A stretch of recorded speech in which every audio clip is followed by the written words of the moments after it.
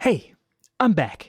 This is Chandler for Melda Production, and today I'm going to show you how you can use MTurboamp to enhance your sound. Specifically, we'll make an exciter, but I'll show you some other ways to make the sound warmer or more bassy, etc. So let's get started. I have MTurboamp, and I should have it on the default setting. Before we get started, let's go into the distortion tab here, and let's just turn both of these off because it'll be loud. I'll show you what we have here. This is just a song I did a while ago.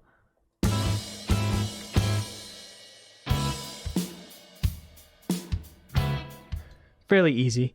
Now I have this on the master bus, so everything's going to go through here.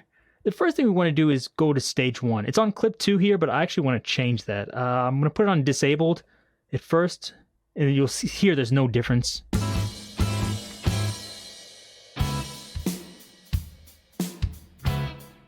We can use the disabled mode, but I want to actually change this. Maybe we'll try like soft 3 or something. This is actually going to increase the sound. So what we're going to do is turn the gain out down so it'll be about equal in level.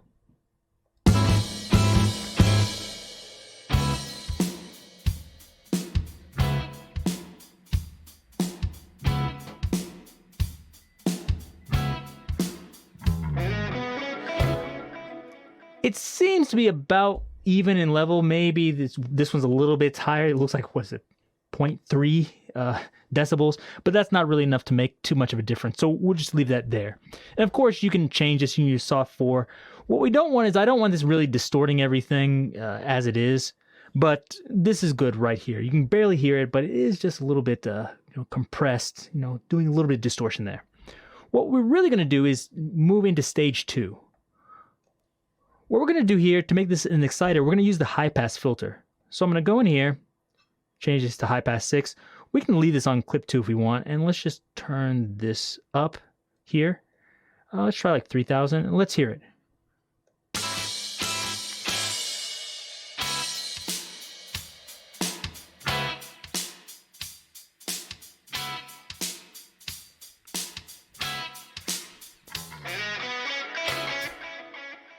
I'm using a high pass filter with 6 decibels per octave, but you can use anything you want. I want to have this kind of smooth. I don't want it to be an abrupt cutoff, so that's why I'm using a high pass filter with such a low slope here. But do it however you like. And I thought 3500 was good. You can move that up higher or lower depending on what you want to do. For this one, I just want to kind of enhance the highs and maybe a little bit more of the presence. That's why I put it to 3500. If I just wanted to do just the extreme highs, I might move it up to like 6,000 or 8,000, but set that how you like.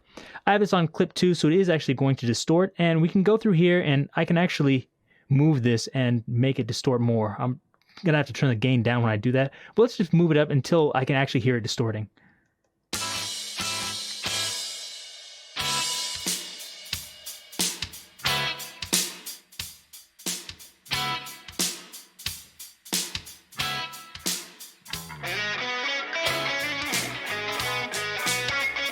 Sounds like it's distorting a bit. I'll leave this to like negative 15, or actually positive 15, I should say. Now what we're going to do is we have the gain out. We don't really need to balance this in this case, because what I'm going to do next is going to be a bit different. I'm going to change this to parallel. So instead of going from 1 to 2, it's just going to take the input, and these stage 1 and stage 2 are going to be in parallel. I'm going to turn this down for now, and then we can turn it up, and that's going to be our exciter. So I'll let you hear it.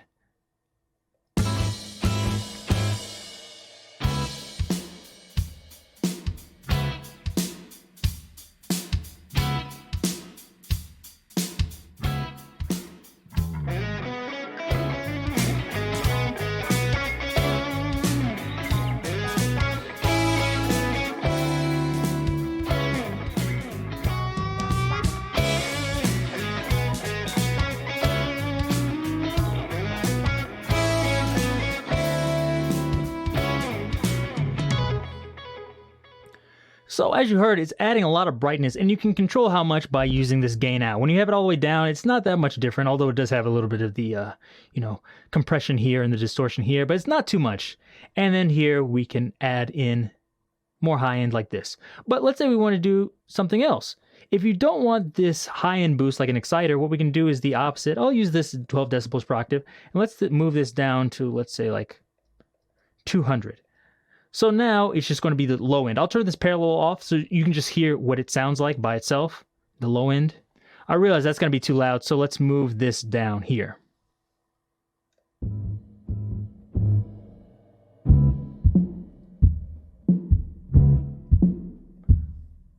So we're going to be enhancing those frequencies. So let's turn it down. I'll turn this back to parallel, and then I'll turn it up so you can hear what it sounds like.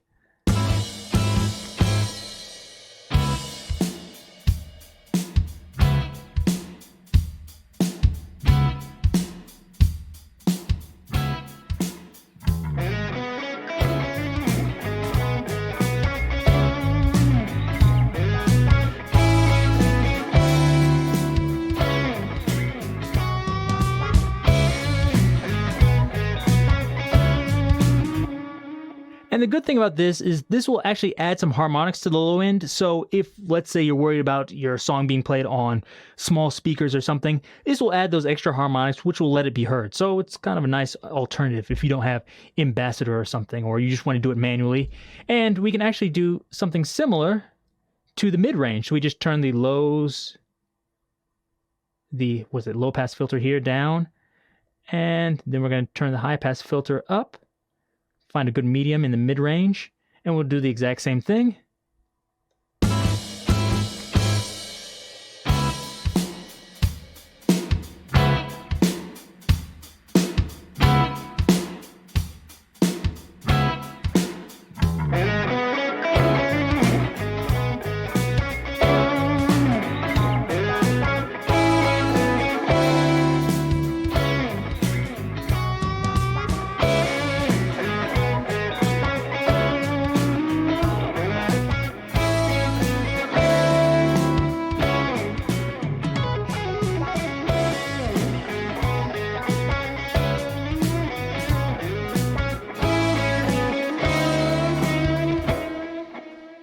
So there you go. And of course, you could try some other things like turning both of these off and cutting some of the mid-range here using these peak filters. There's all sorts of different things you can do. And maybe in the future, I'll show you some other things you can do, and maybe I'll turn this into a device also. But I just wanted to give you a quick overview of how you can do this and lots of things you can do.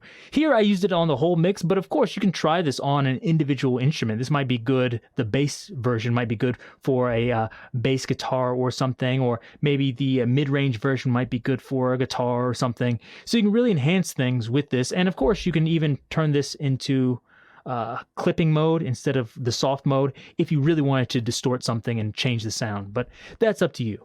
I hope it gave you a good idea of what you could do with this. MTurboamp's a really cool plugin, and it can be used for more than just guitars, so keep that in mind. If you have any questions, leave those down below. Give me a thumbs up if you like this, and check out all the other plugins at meldaproduction.com. Till next time, see you.